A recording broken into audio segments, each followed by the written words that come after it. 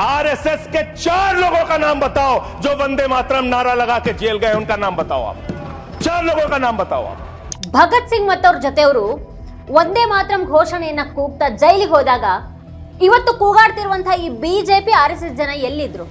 ಭಾರತದ ಸ್ವಾತಂತ್ರ್ಯಕ್ಕಾಗಿ ಜೈಲಿಗೆ ಹೋದಂತ ಆರ್ಎಸ್ಎಸ್ ನ ಯಾರ್ದಾದ್ರೂ ಹೆಸರನ್ನ ಹೇಳೋದಿಕ್ಕೆ ಈ ಸರ್ಕಾರಕ್ಕೆ ಯಾಕೆ ಸಾಧ್ಯ ಇಲ್ಲ? ಆರ್ಎಸ್ಎಸ್ ಮಂದಿ ಸಿಕ್ಕಾಪಟ್ಟೆ ದೇಶಭಕ್ತಿ ಉಳ್ಳವರಾಗಿದ್ರೆ 52 ವರ್ಷಗಳ ಕಾಲ ಅದರ ಪ್ರಧಾನ ಕಚೇರಿಯಲ್ಲಿ ರಾಷ್ಟ್ರಧ್ವಜವನ್ನ ಯಾಕೆ ಹಾರಿಸಲಿಲ್ಲ? ಆರ್ಎಸ್ಎಸ್ ನದೇ ಪತ್ರಿಕೆ ನಮ್ಮ ರಾಷ್ಟ್ರಗೀತೆಯನ್ನ ಮನರಂಜನೆಯ ವಸ್ತು ಅಂತ ಕರೆದಿದೆ ಅಂತ ಅಂದ್ರೆ ಈ ಅವಮಾನಕ್ಕಾಗಿ ಪ್ರಧಾನಿಯವರು ಕ್ಷಮೆಯನ್ನು ಯಾಚಿಸಬಾರ್ದ? ಒಂದು ಪಕ್ಷ ಅದರ ಸೈದ್ಧಾಂತಿಕ ಪೂರ್ವಜರು ಬ್ರಿಟಿಷರಿಗೆ ಕ್ವಿಟ್ ಇಂಡಿಯಾ ಚಳವಳಿಯನ್ನು ಹತ್ತಿಕ್ಕೋದಿಕ್ಕೆ ಪತ್ರ ಬರಿತಾ ಇದ್ರು ಅಂತ ಅಂದ್ರೆ ತಾನು ಸೂಪರ್ ರಾಷ್ಟ್ರೀಯವಾದಿ ಅಂತ ಹೇಗೆ ಹೇಳ್ಕೊಳ್ಳುತ್ತೆ? ದೇಶಭಕ್ತಿಯನ್ನ ಸಾಬೀತುಪಡಿಸೋದಕ್ಕೆ ಘೋಷಣೆಯನ್ನ ಕೂಗ್ಬೇಕಾಗತ್ತಾ? ಅದು ತೋರಿಸ್ಕೊಳ್ಬೇಕಾದಂತ ವಿಷಯನ ಆಪ್ ಸಂಸದ ಸಂಜಯ್ ಸಿಂಗ್ ಅವರು ಒಂದೇ ಮಾತರಂ ಕುರಿತು ರಾಜ್ಯಸಭೆಯಲ್ಲಿ ಮಾಡಿದಂತ ಭಾಷಣ ವೈರಲ್ ಆದ ಬಳಿಕ ಎದ್ದಿರುವಂತಹ ಪ್ರಶ್ನೆಗಳಿವು. ಈ ಬಗ್ಗೆನೇ ಇವತ್ತಿನ ವಿಡಿಯೋದಲ್ಲಿ ನಾವು ಚರ್ಚೆ ಮಾಡೋಣ. ನೀವು ಈ ವಿಡಿಯೋವನ್ನ ನೋಡ್ತಾ ಇದ್ರೆ ಈಗಲೇ ವಿಡಿಯೋ ಕೆಳಗೆ ಕಾಣ್ತಾ ಇರುವಂತಹ ಸಬ್ಸ್ಕ್ರೈಬ್ ಬಟನ್ ಹಾಗೆ ಪಕ್ಕದಲ್ಲೇ ಇರುವಂತಹ ಬೆಲ್ ಐಕಾನ್ ಪ್ರೆಸ್ ಮಾಡಿ ನಮ್ಮನ್ನ ಪ್ರೋತ್ಸಾಹಿಸಿ ಬೆಂಬಲಿಸಿ. ಇಂತಹ ಪ್ರಶ್ನೆಗಳನ್ನ ಕೇಳುವ ನಿಮ್ಮ ವಾರ್ತಾ ಭಾರತಿಗೆ ಪ್ರತಿಯೊಬ್ಬ ಸಬ್ಸ್ಕ್ರೈಬರ್ ಕೂಡ ದೊಡ್ಡ ಶಕ್ತಿ ಆಗ್ತಾರೆ. ಈ ವಿಡಿಯೋವನ್ನು ಮಿಸ್ ಮಾಡದೇನೆ ಕೊನೆವರೆಗೂ ನೋಡಿ. ಹಾಗೆ ಈ ಕುರಿತಾಗಿ ನಿಮ್ಗೇನು ಅಭಿಪ್ರಾಯಗಳಿದೆ ಅದನ್ನ ಈ ವಿಡಿಯೋದ ಕೆಳಗಡೆ ಕಮೆಂಟ್ ಮಾಡಿ ನಮಗೆ ತಿಳಿಸಿ. ಹಾಗೆ ವಿಡಿಯೋದ ಲಿಂಕ್ ಅನ್ನ ನಿಮ್ಮೆಲ್ಲ ಬಂಧು ಮಿತ್ರರಿಗೆ ವಾಟ್ಸ್ಆಪ್ ಮಾಡಿ ಸತ್ಯವನ್ನ ಎಲ್ಲರಿಗೂ ತಲುಪಿಸಿ. ಈಗಿನ ವಿಷಯಕ್ಕೆ ಬರೋಣ. ಒಂದೇ ಮಾತರಂ ಕುರಿತು ರಾಜ್ಯಸಭಾ ಸಂಸದ ಸಂಜಯ್ ಸಿಂಗ್ ಅವರ ಭಾಷಣದ ಬಗ್ಗೆ ಈಗ ವ್ಯಾಪಕವಾಗಿ ಚರ್ಚೆ ನಡೀತಾ ಇದೆ. ಸಂಜಯ್ ಸಿಂಗ್ ಅವರು ಆರ್ಎಸ್ಎಸ್ ನ ಇತಿಹಾಸವನ್ನ ಪ್ರಶ್ನೆ ಮಾಡಿದಂತಹ ರೀತಿ ವಾಸ್ತವವಾಗಿ ಯಾವತ್ತಿಗೂ ಕೂಡ ಸರಿಯಾಗಿ ಚರ್ಚೆ ಆಗಿಲ್ಲ. ಇಲ್ಲಿ ದಶಕಗಳಿಂದಲೂ ಇದನ್ನ ಚರ್ಚೆ ಮಾಡೋದಿಕ್ಕಾಗಿಲ್ಲ. 2014 ನಂತರವೂ ಕೂಡ ದೀರ್ಘಾವಧಿಯ ಮೌನ ಇತ್ತು. ಈಗ ಮಾತ್ರ ವಿರೋಧ ಪಕ್ಷಗಳು ಆರ್ಎಸ್ಎಸ್ ಮತ್ತೆ ಬಿಜೆಪಿಯ ಇತಿಹಾಸದ ಬಗ್ಗೆ ಚರ್ಚೆ ಮಾಡ್ತಾ ಇವೆ. ಅವ್ರು ಮಾತನಾಡುವ ಮೊದಲು ಈಗ ತಯಾರಿಯನ್ನ ಮಾಡ್ತಾ ಇದ್ದಾರೆ. ಇತರ ಕೆಲವು ಸಂಸದರು ಕೂಡ ಸಂಜಯ್ ಸಿಂಗ್ ಅವರ ಹಾಗೇನೆ ಪ್ರಶ್ನೆಗಳನ್ನ ಎತ್ತಿದ್ದಾರೆ. ಪ್ರತಿ ಹಂತದಲ್ಲೂ ಇತರರ ರಾಷ್ಟ್ರೀಯತೆ ಮತ್ತೆ ದೇಶಭಕ್ತಿಯನ್ನ ಪ್ರಶ್ನೆ ಮಾಡುವಂತಹ ಬಿಜೆಪಿ ಮಂದಿಯ ರಾಜಕೀಯ ನಿಂದನೆಯ ಉದ್ದೇಶವನ್ನ ಇಲ್ಲಿ ಮೊದಲು ನಾವೆಲ್ಲ ಅರ್ಥ ಮಾಡ್ಕೊಳ್ಬೇಕಾಗಿದೆ. ಹುತಾತ್ಮ ಭಗತ್ ಸಿಂಗ್ ಅವರು ಒಂದೇ ಮಾತರಂ ಘೋಷಣೆಯನ್ನ ಕೂಗಿದಾಗ, ಹುತಾತ್ಮ ಸುಖದೇವ್ ಅವರು ಒಂದೇ ಮಾತರಮನ್ನ ಕೂಗಿದಾಗ, ಹುತಾತ್ಮ ರಾಜಗುರು ಅವರು ಒಂದೇ ಮಾತರಮನ್ನ ಪಠಿಸಿದಾಗ, ಹುತಾತ್ಮ ಖುದಿರಾಮ್ ಬೋಸ್ ಅವರು ಒಂದೇ ಮಾತರಮನ್ನ ಹಾಡ್ತಾ ಇದ್ದಾಗ ನೀವೇನ್ ಮಾಡ್ತಾ ಇದ್ರಿ ಅಂತ ಸಂಜಯ್ ಸಿಂಗ್ ಅವರು ಬಿಜೆಪಿ ಮತ್ತೆ ಆರ್ಎಸ್ಎಸ್ ಮಂದಿಯನ್ನ ನೇರವಾಗಿ ಕೇಳಿದ್ದಾರೆ. ಒಂದೇ ಮಾತರಮನ್ನ ಹಾಡಿದಕ್ಕಾಗಿ ಅವರು ಜೈಲಿಗೆ ಹೋದ್ರು. ಅವ್ರ ಮೇಲೆ ಲಾಠಿ ಪ್ರಹಾರ ಮಾಡಲಾಯ್ತು. ಹಾಗಾದ್ರೆ ಒಂದೇ ಮಾತರಮನ್ನ ಹಾಡಿದಕ್ಕಾಗಿ ಜೈಲಿಗೆ ಹೋದಂತ 4 ಆರ್ಎಸ್ಎಸ್ ಸದಸ್ಯರ ಹೆಸರನ್ನ ಹೇಳೋದಿಕ್ಕೆ ನಿಮಗೆ ಸಾಧ್ಯನಾ ಅಂತ ಅವರು ಸರ್ಕಾರವನ್ನ ಪ್ರಶ್ನೆ ಮಾಡಿದ್ದಾರೆ. लेकिन मैं आपके माध्यम से इस सरकार से पूछना चाहता हूं, आपके पुरखे इस वक्त क्या कर रहे थे जब शहीद आजम भगत सिंह वंदे मातरम लगा रहे थे, शहीद सुखदेव वंदे मातरम लगा रहे थे, शहीद राजगुरु वंदे मातरम का नारा लगा रहे थे, शहीद खुदीराम बोस वंदे मातरम का नारा लगा रहे थे? उस वक्त आप क्या कर रहे थे? क्या कर रहे थे आप? वंदे मातरम का नारा लगाकर लोग जेल गए, लाठियां पड़ी उनको। मैं आपके माध्यम से इस सरकार से पूछना चाहता हूं, आरएसएस के 4 लोगों का नाम बताओ जो वंदे मातरम नारा लगा के जेल गए, उनका नाम बताओ आप। 4 लोगों का नाम बताओ आप। अपने 4 पुरखों का नाम आप बताओ। आप नहीं बता सकते क्योंकि आजादी के आंदोलन में आपका कोई इतिहास नहीं। आजादी के आंदोलन में आपका कोई इतिहास नहीं, यही आपकी कुंठा है। तो इसलिए कभी आप कहते हो सरदार वल्लभ भाई पटेल आपके हैं। अरे भैया, सरदार वल्लभ भाई पटेल ने आरएसएस के ऊपर बैन लगाया था, यह रिकॉर्डेड हिस्ट्री है।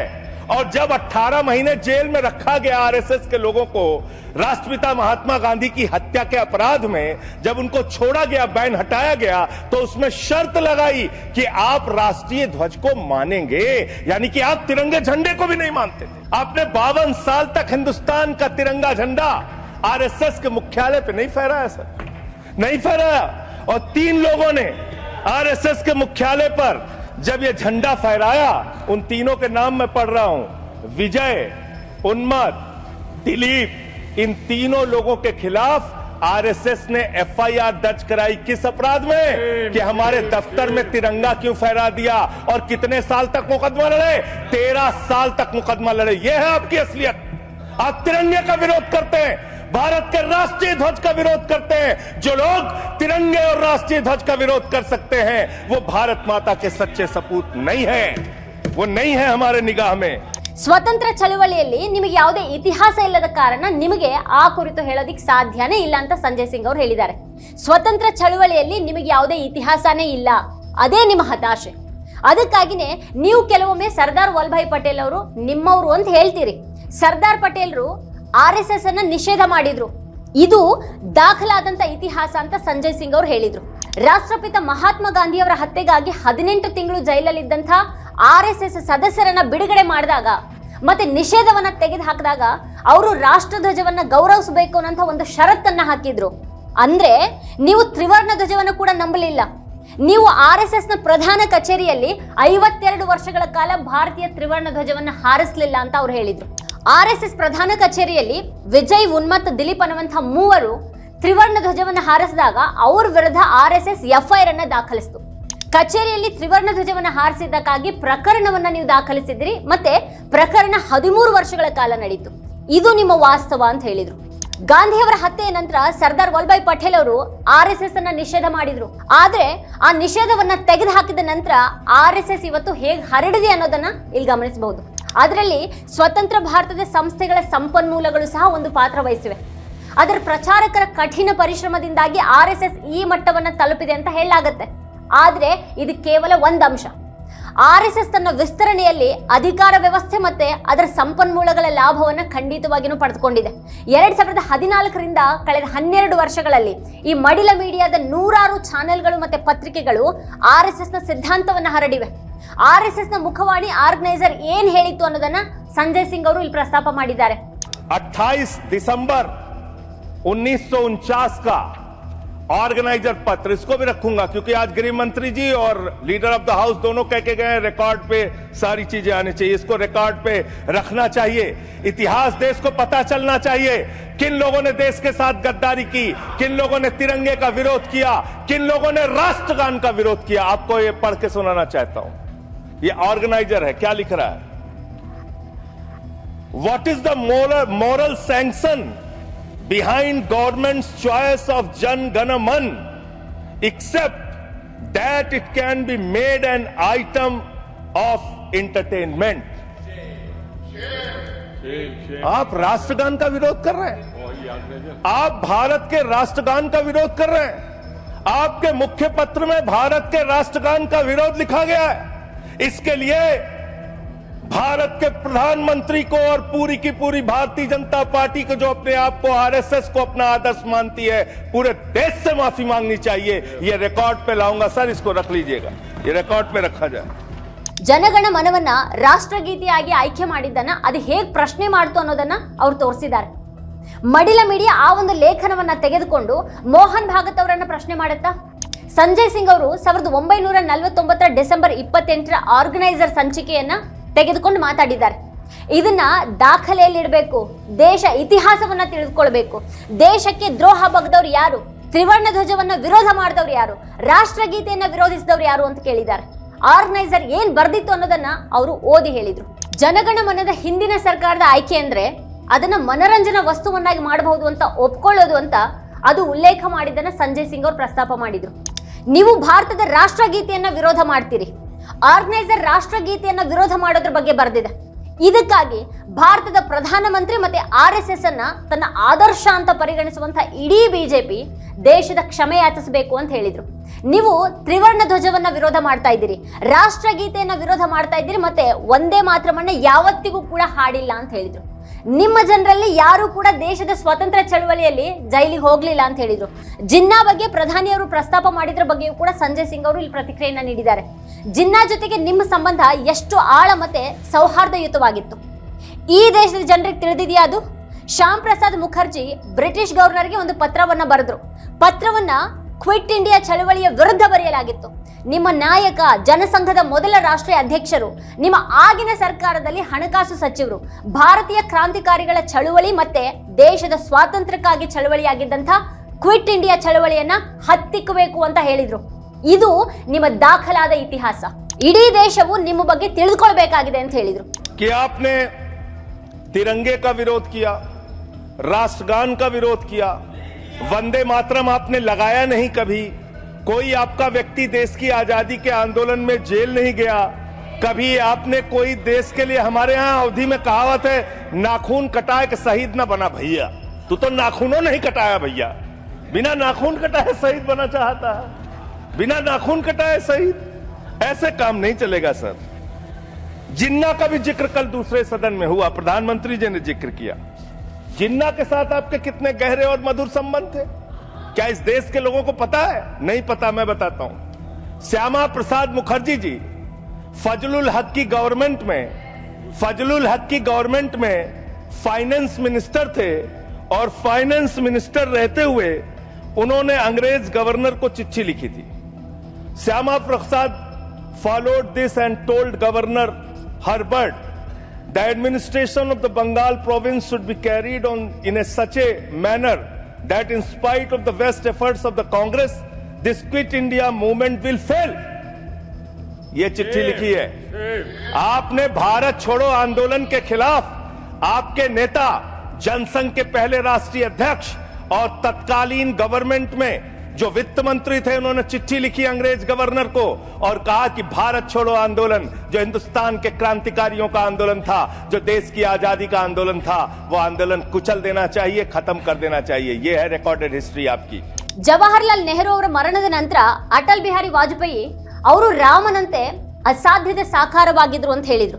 ಅಟಲ್ ಬಿಹಾರಿ ವಾಜಪೇಯಿ ಅವರು ನೆಹರು ಅವರಿಗೆ ಸಲ್ಲಿಸಿದಂತ ಗೌರವವನ್ನ ಪ್ರಧಾನಿ ಮೋದಿ ಅವರು ಮೊದಲು ಓದಬೇಕು. ವಾಜಪೇಯಿ ಅವರು ಇವತ್ತು ಮಾನವೀಯತೆ ರಕ್ಷಕ ಇಲ್ಲವಾಗಿದ್ದಾರೆ ಅಂತ ಬರೆದಿದ್ರು. ಗೀತೆ ಮತ್ತೆ ಗುಲಾಬಿಗಳ ಪರಿಮಳವನ್ನ ಪ್ರತಿಧ್ವನಿಸುವ ಕನಸು ಅಂತ ಅವರು ನೆಹರು ಅವರನ್ನ ಬಣ್ಣಿಸಿದ್ದಾರೆ. ಆದ್ರೆ ಪ್ರಧಾನಿ ಮೋದಿ ಅವರು ನೆಹರು ಬಗ್ಗೆ ಎಷ್ಟು ಗೌರವದಿಂದ ಮಾತಾಡ್ತಾರೆ ಅಂತ ಈಗ ಜಗತ್ತಿಗೆ ಗೊತ್ತಾಗಿದೆ. ಒಂದೇ ಮಾತ್ರಂ ಕುರಿತ ಚರ್ಚೆಯಲ್ಲಿ ಮಾತಾಡುವಾಗ ಸಂಜಯ್ ಸಿಂಗ್ ಅವರು ದಿನಗಟ್ಲೆ ವಿದ್ಯುತ್ ಇಲ್ಲ, ವಿದ್ಯುತ್ ಅನ್ನ ಒದಗಿಸಿ ಅಂತ ಕೇಳ್ಕೊಳ್ಳುವಂತ ಜನರ ಮುಂದೆ ಜೈ ಶ್ರೀರಾಮ್ ಜೈ ಬಜರಂಗ್ ಬಲಿ ಅಂತ ಕೂಗಿ ಕಾರನ್ನ ಹತ್ತಿ ಹೊರಟೋದಂತ ಯುಪಿ ಸಚಿವ ಎಕೆ ಶರ್ಮಾ ವರ್ತನೆ ಬಗ್ಗೆ ಇಲ್ಲಿ ಪ್ರಸ್ತಾಪ ಮಾಡಿದ್ರು.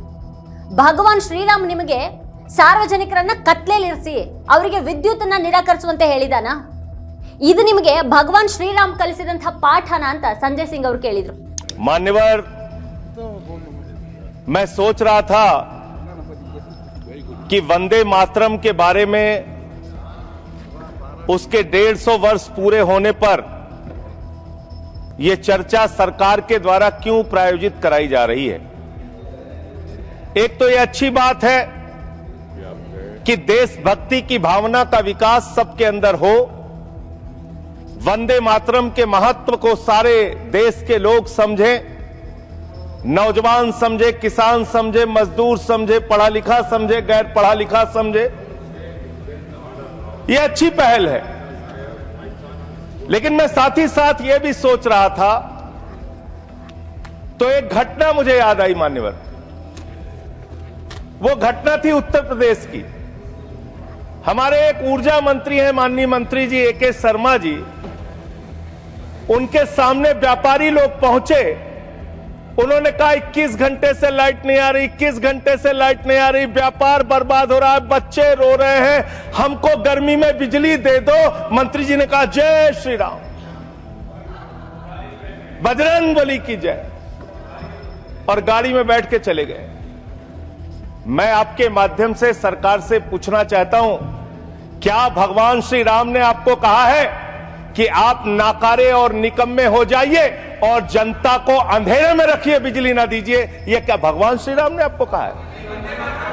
यह शिक्षा आपको भगवान श्री राम ने दी है? मान्यवर, मुझे ನೀವು ಸದನದಲ್ಲಿ ಒಂದೇ ಮಾತ್ರಮನ್ನ ಕೂಗೋದಿಕ್ಕೆ ಬಯಸಿದ್ರೆ ಆ ಮೂಲಕ ನಿಮ್ಮ ಅಪರಾಧಗಳನ್ನ ಮರೆ ಮಾಡೋದಕ್ಕೆ ನೀವು ಪ್ರಯತ್ನ ಪಡ್ತಿದ್ದೀರಾ ಅಂತ ಅವ್ರು ಕೇಳಿದ್ರು. ಸಂಜಯ್ ಸಿಂಗ್ ಅವರು ಒಂದೇ ಮಾತ್ರಮನ ರಾಜಕೀಯ ವ್ಯಾಖ್ಯಾನವನ್ನ ಕೂಡ ಇಲ್ಲಿ ನೀಡಿದ್ರು. ಒಂದೇ ಮಾತ್ರಮನ ಹೆಸರಿನಲ್ಲಿ ರಾಜಕೀಯವನ್ನ ಮಾಡಲಾಗ್ತಾ ಇದೆ ಅಂತ ಸಂಜಯ್ ಸಿಂಗ್ ಅವರು ಹೇಳಿದ್ರು. ತೆರೆಮರೆಯಲ್ಲಿ ಏನ್ ನಡೀತಾ ಇದೆ ಅಂತ ಬಹಿರಂಗ ಪಡಿಸಿದ್ರು. ಒಂದೇ ಮಾತ್ರಂ ಅಂತಂದ್ರೆ ಮಾತೃಭೂಮಿಯ ಪೂಜೆ. ನಾವು ಮಾತೃಭೂಮಿಯ ಪೂಜೆಯನ್ನ ಮಾಡ್ತೀವಿ. ಹಾಗಾದ್ರೆ ನೀವು ಮಾತೃಭೂಮಿಯನ್ನ ಹೇಗೆ ಪೂಜೆ ಮಾಡ್ತಿದ್ದೀರಿ? ₹1 ಒಂದು ಮಾವಿನ ಹಣ್ಣು ಕೂಡ ಸಿಗೋದಿಲ್ಲ. ಆದ್ರೆ ನೀವು ಅದಾನಿಗೆ ₹1 1050 ಎಕರೆ ಭೂಮಿ ಮತ್ತೆ 1 ಲಕ್ಷ ಮಾವು ಮತ್ತೆ ಲೀಚಿ ಮರಗಳನ್ನ ನೀಡಿದ್ದೀರಿ. ಇದು ನಿಮ್ಮ ಮಾತೃಭೂಮಿಯ ಪೂಜೆ. ನೀವು ಮಾತೃಭೂಮಿಯನ್ನ ಮಾರಾಟ ಮಾಡೋ ಮೂಲಕ ಪೂಜೆ ಮಾಡ್ತಾ ಇದ್ದೀರಿ ಅಂತ ಹೇಳಿದ್ರು. ಭಾರತದ ವಿಮಾನ ನಿಲ್ದಾಣಗಳನ್ನ ಮಾರಾಟ ಮಾಡೋ ಮೂಲಕ ನೀವು ಮಾತೃಭೂಮಿಯನ್ನ ಪೂಜಿಸೋದಿಕ್ ಸಾಧ್ಯ ಇಲ್ಲ. ರೈಲ್ವೆಗಳನ್ನ ಮಾರಾಟ ಮಾಡೋ ಮೂಲಕ ಮಾತೃಭೂಮಿಯನ್ನ ಪೂಜಿಸೋದಿಕ್ ಸಾಧ್ಯ ಇಲ್ಲ. ಸಮುದ್ರವನ್ನ ಮಾರೋ ಮೂಲಕ, ಅದರ ಕಡಲ ತೀರಗಳನ್ನ ಮಾರೋ ಮೂಲಕ ಅದು ಸಾಧ್ಯ ಇಲ್ಲ ಅಂತ ಹೇಳಿದ್ರು. ಸಂಜಯ್ ಸಿಂಗ್ ಅವರ ಭಾಷಣ ಒಂದೇ ಮಾತ್ರಂನ ವಿಭಿನ್ನ ವ್ಯಾಖ್ಯಾನವನ್ನ ಇಲ್ಲಿ ನೀಡಿತು. ಒಂದೇ ಮಾತ್ರ ಘೋಷಣೆಯಲ್ಲಿ ಸಾಕಾರಗೊಂಡಂತಹ ಕನಸಿನ ಸ್ಥಿತಿ ಇವತ್ತು ಹೇಗಿದೆ ಅಂತ ಅನೇಕ ವಿರೋಧ ಪಕ್ಷದ ನಾಯಕರು ಪ್ರಶ್ನೆಯನ್ನ ಎತ್ತಿದ್ರು. ಸಂಜಯ್ ಸಿಂಗ್ ಅವರು ಕೂಡ ಅಗ್ನಿವೀರ್ ವಿಷಯವನ್ನ ಎತ್ತಿದ್ರು. ಭಾರತದ ಗಡಿಗಳನ್ನ ರಕ್ಷಿಸಬೇಕಾದವರು ನಮ್ಮ ಸೈನಿಕರು, ನೀವು ಅವರಿಗೆ ಬೆನ್ನಿಗೆ ಚೂರಿಯನ್ನ ಹಾಕಿದ್ದೀರಿ, ನೀವು ಅವ್ರ ಸೇವೆಯನ್ನ ಕೇವಲ 4 ವರ್ಷಗಳ ಅಗ್ನಿವೀರ್ಗೆ ಇಳಿಸಿದ್ದೀರಿ, ಮತ್ತೆ ನೀವು ಮಾತೃಭೂಮಿಯನ್ನ ಪ್ರೀತಿಸೋದ್ರ ಬಗ್ಗೆ ದೇಶಭಕ್ತಿಯ ಬಗ್ಗೆ ಮಾತಾಡ್ತಾ ಇದ್ದೀರಿ ಅಂತ ಸಂಜಯ್ ಸಿಂಗ್ ಅವರು ಹೇಳಿದ್ರು. देशभक्ति का प्रमाण पत्र बांटने का काम मत कीजिए। आप वंदे मातरम लगाने का काम कर रहे हैं और देश की सुरक्षा के साथ खिलवाड़ कर रहे हैं। आप भारत की सेना को 4 साल के अग्निवीर पे लेके आ गए, जो हिंदुस्तान की सीमा की सुरक्षा करने वाले हैं, जो वंदे मातरम का नारा लगाते हैं हमारे जवान, हमारे सैनिक, जो -50 डिग्री टेम्परेचर में सियाचिन में और +50 डिग्री टेम्परेचर में जैसलमेर में भारत की सीमाओं की रक्षा करते हैं, इस मातृभूमि की रक्षा करते हैं, उनके पीठ में छुरा मारने का काम आपने किया, उनकी नौकरी 4 साल की कर दी अग्निवीर की। आपको मातृभूमि से प्यार है, आप देशभक्ति की बात करेंगे, आप देशभक्ति की बात कर रहे हैं। अरे मैंने साइकिल चोर सुना था, लॉकेट चोर सुना था, स्कूटर चोर सुना था, मैंने सुना था तमाम तरह के चोर होते हैं। आप लोग तो वोट चोर निकल गए हिंदुस्तान के अंदर। वोट चोर 3 करोड़ वोट उत्तर प्रदेश में 3 करोड़ वोट की चोरी करने जा रहे हैं। कल की मीटिंग में पता चला 17.5% वोट उत्तर प्रदेश में काटे जाएंगे। आप ये कर रहे हैं, ऐसे लोकतंत्र को मजबूत करेंगे, ऐसे आप मातृभूमि की सेवा करेंगे, ऐसे आप मातृभूमि की वंदना करेंगे। मान्यवर, मैं आप लोगों से सिर्फ इतना कहना चाहता हूं मान्यवर आपके माध्यम से कि हमने फिल्मों में सीन देखी है, डाकू लोग आते हैं जय भवानी जय भवानी जय भवानी कह के और वो गांव का गांव लूट के चले जाते हैं। जय भवानी कह के गांव का गांव लूट के चले जाते हैं। हम इस देश के अंदर किसी भी सरकार को वंदे मातरम और भारत माता की जय लगाकर देश को लूटने की इजाजत नहीं देंगे। ಸಂಜಯ್ ಸಿಂಗ್ ಅವರು ಮತಗಳ್ಳತನದ ಬಗ್ಗೆ ಮಾತಾಡಿದ್ರು. ನೀವು ಪ್ರಜಾಪ್ರಭುತ್ವವನ್ನ ಬಲಪಡಿಸೋದು, ಮಾತೃಭೂಮಿಗೆ ಸೇವೆಯನ್ನ ಸಲ್ಲಿಸೋದು ಮತ್ತೆ ಮಾತೃಭೂಮಿಯನ್ನ ಪೂಜಿಸೋದು ಇದೇನಾ ಅಂತ ಕೇಳಿದ್ರು. ಡಕಾಯಿತರು ಬರ್ತಾರೆ, ಜೈ ಭವಾನಿ ಅಂತ ಜಪಿಸ್ತಾರೆ, ಮತ್ತೆ ನಂತರ ಅವರ ಹಳ್ಳಿಯಿಂದ ಹಳ್ಳಿಗೆ ಹೋಗಿ ಲೂಟಿ ಮಾಡ್ತಾರೆ. ನಾವು ಈ ದೇಶದಲ್ಲಿ ಒಂದೇ ಮಾತ್ರ ಮತ್ತೆ ಭಾರತ್ ಮಾತಾ ಕಿ ಜೈ ಅಂತ ಜಪಿಸೋ ಮೂಲಕ ಯಾವುದೇ ಸರ್ಕಾರ ದೇಶವನ್ನ ಲೂಟಿ ಮಾಡೋದಿಕ್ಕೆ ಬಿಡೋದಿಲ್ಲ ಅಂತ ಹೇಳಿದ್ರು. ಒಂದೇ ಮಾತ್ರ ಉಲ್ಲೇಖದಿಂದ ವಿರೋಧ ಪಕ್ಷಗಳು ಭಯ ಬೀಳ್ತವೆ ಅಂತ ಬಿಜೆಪಿ ಏನಾದ್ರೂ ಭಾವಿಸಿರ್ಬೇಕು. ಬಿಜೆಪಿಯ ಈ ವಿಶ್ವಾಸ ಕಾರಣ ಏನು ಅಂತಂದ್ರೆ ವಿರೋಧ ಪಕ್ಷಗಳು ಈ ವಿಷಯಗಳಿಗೆ ಹೆಚ್ಚು ಗಮನ ಕೊಡ್ಲಿಲ್ಲ ಮತ್ತೆ ಪ್ರತಿಕ್ರಿಯೆಯನ್ನ ನೀಡಲಿಲ್ಲ ಅನ್ನೋದು. ಧರ್ಮದ ವಿಷಯ ಎತ್ತಿದ್ರೆ ವಿರೋಧ ಪಕ್ಷಗಳು ಹಿಂದೆ ಸರಿಯುತ್ತವೆ ಅಂತ ಬಿಜೆಪಿ ಭಾವಿಸಿದಿರ್ಬೇಕು. ಆದ್ರೆ ಒಂದೇ ಮಾತ್ರ ಚರ್ಚೆಯಲ್ಲಿ ವಿರೋಧ ಪಕ್ಷಗಳು ಬೆದರಿದ ಹಾಗೆ ಅಥವಾ ಹಿಂದೆ ಸರಿದ ಹಾಗೆ ಕಾಣಲಿಲ್ಲ. ಅನೇಕ ವಿರೋಧ ಪಕ್ಷದ ನಾಯಕರ ಭಾಷಣಗಳ ಸಿದ್ಧತೆ ಬಿಜೆಪಿಯನ್ನ ಬೆಚ್ಚಿ ಬೀಳಿಸಿರ್ಬೇಕು. ಒಂದೇ ಮಾತ್ರ ಚರ್ಚೆಯಲ್ಲಿ ಬಿಜೆಪಿಗೆ ಏಕಪಕ್ಷೀಯ ಮುಕ್ತ ಅವಕಾಶ ಸಿಗಲಿಲ್ಲ. ಬಿಜೆಪಿಯ ಹಕ್ಕುಗಳು, ಸಂದರ್ಭ ಮತ್ತೆ ಉದ್ದೇಶಗಳೆಲ್ಲವೂ ಕೂಡ ಸವಾಲನ್ನ ಎದುರಿಸಬೇಕಾಯ್ತು. ವಿರೋಧ ಪಕ್ಷಗಳು ಪ್ರಶ್ನೆ ಮಾಡೋದಕ್ಕೆ ಶುರು ಮಾಡಿವೆ. ಮತ್ತೆ ಅದನ್ನ ಎದುರಿಸುವಂತಹ ಶಕ್ತಿ ಖಂಡಿತವಾಗಿಯೂ ಬಿಜೆಪಿ, RSS ಮಂದಿಗೆ ಮತ್ತೆ ಮೋದಿ ಸರ್ಕಾರಕ್ಕೆ ಇಲ್ಲವಾಗಿದೆ. ವೀಕ್ಷಕರ ಕುರಿತಾಗಿ ನೀವೇನು ಹೇಳ್ತೀರಿ, ಏನು ಅಭಿಪ್ರಾಯ ಇದೆ ನಿಮಗೆ, ಅದನ್ನ ಈ ವಿಡಿಯೋದ ಕೆಳಗಡೆ ಕಮೆಂಟ್ ಮಾಡಿ ನಮಗೆ ತಿಳಿಸಿ. ಇದೇ ಹೊತ್ತಿನ ಸ್ಪೆಷಲ್ ನೋಡ್ತಾ ಇರಿ ವಾರ್ತಾ ಭಾರತಿ. ನೀವಿನ್ನೂ ವಾರ್ತಾ ಭಾರತಿ ಯೂಟ್ಯೂಬ್ ಚಾನೆಲ್ ಅನ್ನು ಸಬ್ಸ್ಕ್ರೈಬ್ ಮಾಡಿಲ್ಲ ಅನ್ನೋದಾದ್ರೆ ಈ ಕೂಡಲೇ ಸಬ್ಸ್ಕ್ರೈಬ್ ಮಾಡಿ, ಹಾಗೆ ಪಕ್ಕದಲ್ಲೇ ಇರುವಂತಹ ಬೆಲ್ ಐಕಾನ್ ಪ್ರೆಸ್ ಮಾಡಿ ನಮ್ಮನ್ನ ಪ್ರೋತ್ಸಾಹಿಸಿ.